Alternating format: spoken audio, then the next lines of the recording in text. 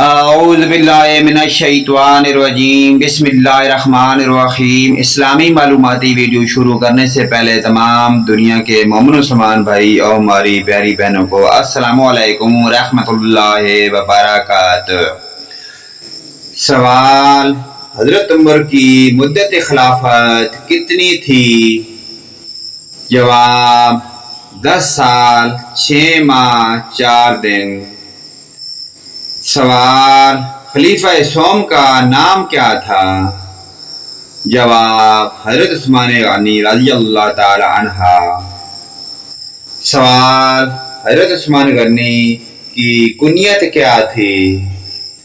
جواب: ابو عبداللہ۔ سوال: حضرت عثمان کو کس لقب سے پکارا جاتا ہے؟ جواب: ذو النورین۔ سوال: حضرت عثمان غنی کا تعلق کس قبیلہ سے تھا؟ جواب: قریش کی شاخ بنو امیہ سے۔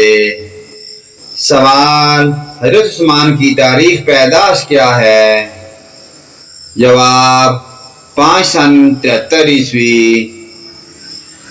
سوال: حضرت عثمان کب قبول اسلام ہوئے؟ جواب: حضرت ابو بکر کی دعوت سے آغاز اسلام میں مسلمان ہوئے۔ پیارے دوستو، ان پیاری دینی معلومات کو آگے اپنے والدین، رشتہ داروں، عزیز و اقارب حتیٰ کہ تمام مومن مسلمان بھائیوں کے ساتھ شیئر کریں۔